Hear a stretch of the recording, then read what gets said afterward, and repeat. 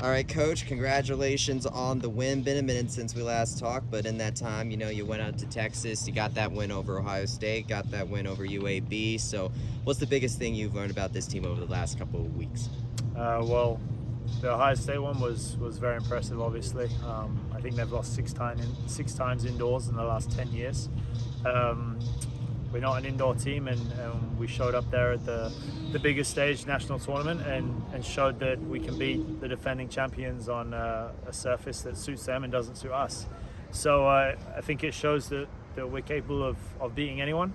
Obviously, we've had some matches where it's been really tight with teams down to unranked at the moment outside the top 75 as well. So I think it shows what we're capable of, but also we know how there's a lot of great teams in college tennis, and we have to stay humble regardless of the great results that we've had, and continue to understand that anyone can push us.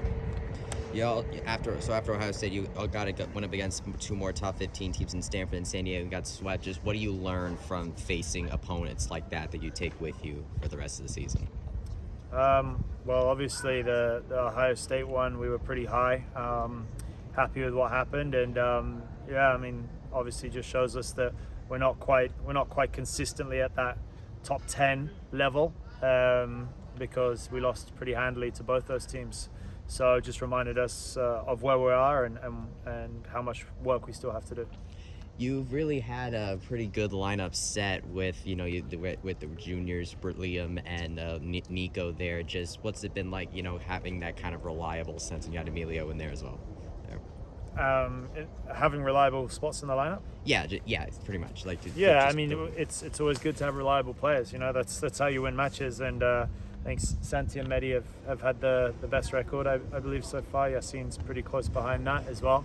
Having players that we know can just win almost every time they step on the court, that's how you win matches. Nico, I was watching the live thing, and I saw him come back from match point down.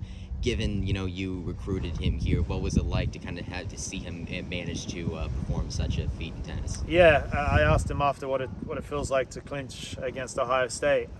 So it's great for him. It's really good for his confidence. He's a freshman and he's only 18 years old. So it's really cool for him to experience that. And he's obviously a very talented player. Was highly recruited and one of the best juniors in the world coming in. So it was good to see him face that kind of adversity and find a way through, and obviously it secured a huge win for us, at the biggest win we've ever had. I remember when we talked at the beginning of the season, we talked about how big doubles play is going to end up being for you guys. You guys are 10-5 in doubles points right now through this season. Just how proud are you about how the progress with doubles play? Yeah, that's one of our the best achievements, I think, because last year we only won 10 doubles points total, which is not great for a team that won a total of 19 matches. So it's a big improvement, obviously, and it's nice to play these matches without being 1-0 down. But it's credit to the guys. They knew we were weak there, and they were willing to put a lot of time into doubles and listen to us and trust us with the double stuff. And obviously it's paying off at the moment. You vaulted up now to number 11 overall in the ITA rankings. Just what do you tell this team about, to kind of keep themselves from letting that get to their head or later on in the year? Yeah, no, that's an important point.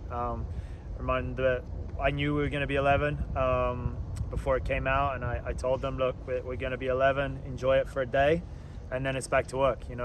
We got to this point by working really hard and not getting ahead of ourselves and not being complacent. And if we want to stick around that kind of ranking, we're going to have to do the same things.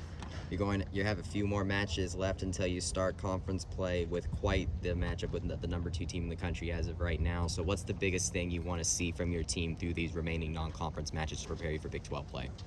Yeah, we put a big emphasis on these 5 matches it was. Now we're down to 3. Just respecting how good these teams are. Respecting how tough they are, how capable they are of beating us. Remaining humble, not acting like number 11 team in the country, acting like a team that can lose every time they step on court. And that's what we're really focused on and trying to improve as we go and really be ready for TCU. Look, we almost beat TCU at their place last year. We lost by 1 set, 4-3 match, and I think coming in here, it's going to be hard for anyone. I think teams respect us. Teams know how hard we fight.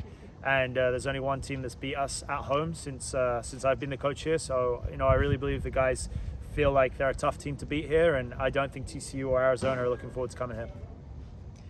All right, awesome. Well, congratulations, Coach, and best of luck next time. All right. Thanks.